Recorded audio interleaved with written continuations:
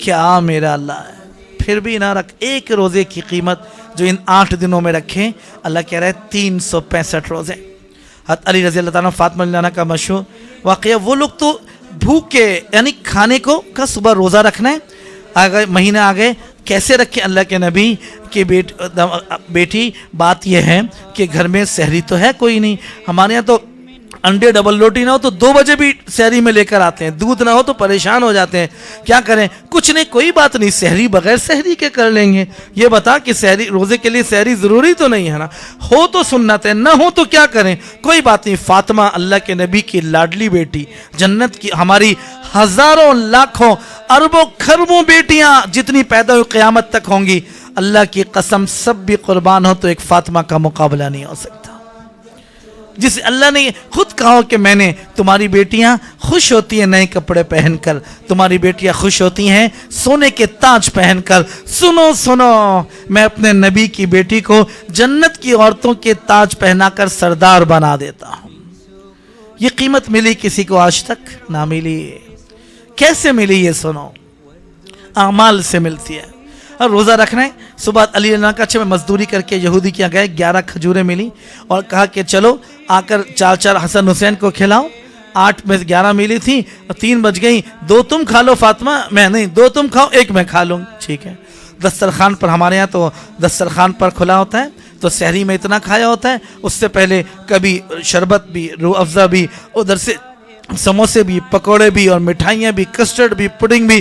وہ علی کے گھر کے بیٹی کا دسترخوان تھا اور دسترخوان پر صرف 4 کھجوریں پڑی تھیں اس روزے میں جس میں سحری بھی پوری نہیں کی تھی. اس جیسے ہی سحری ہوئی, افطاری کا وقت ہوا, دروازے پر بیل بج گئی, نوک ہو گیا, کھولو کھولو. کیا ہوا؟ تو جا کے دیکھا ایک مسکین, اللہ ہے کوئی اللہ کے نام پہ روزہ کھلوائے؟ میں نے بھی روزہ نہیں روزہ تھا, افطاری کے لیے کچھ نہیں. جاؤ. علی نے کیا کریں؟ کہا کیا دیکھتے ہو؟ یہ 4 کھجوریں اٹھا کر اس کو دے دی, 1 بھی نہ بچا. روزہ کس سے کھولیں گے فاطمہ؟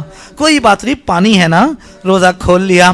رات میں پھر مشورہ کیا صبح روزہ کیسے رکھیں, گھر میں سحری تو کل بھی نہیں کی تھی, افطاری کچھ ہوئی نہیں. کوئی بات نہیں, آپ صبح پھر جائیے گا, محنت کر لینا. اوہ, افطاری بغیر افطاری کی, سحری بغیر سحری کی ہوئی تھی. صبح پھر دسترخوان تو بچھا تھا. علی اور فاطمہ اٹھے ضرور تھے سحری میں, ہماری طرح تو یہ نہیں چلو اور کچھ نہیں تو دودھ کا گلاس ہی لے لو. ارے سحری کا وقت ہوا, اس میں بھی تہجد پڑھ کے وقت ختم کیا. سحری کا کام پانی کا, پانی پیا اور سحری ختم کی نفل پڑھ کر. اوہ, صبح چلے گئے یہودی کے پاس. ابھی چلو, اچھا جی آج تو ہمت نہیں ہے, کل محنت کر لوں گا, چکر آ رہے ہیں, 2 دن سے بھوکا ہوں. اور یہودی نے کہا ارے تم بھوکے ہو اور کھانے کو روٹی نہیں, پھر بھی روزہ رکھ لیا. کہنے لگا تجھے کیا پتا, اس ایک روزے پر جو ملے گا وہ 10 سال پیٹ بھر کر نہیں مل سکتا. وہ کھا کر اچھا لے جا, ادھار کل آ کے مزدوری کر لینا, ایڈوانس پیمنٹ کر دی.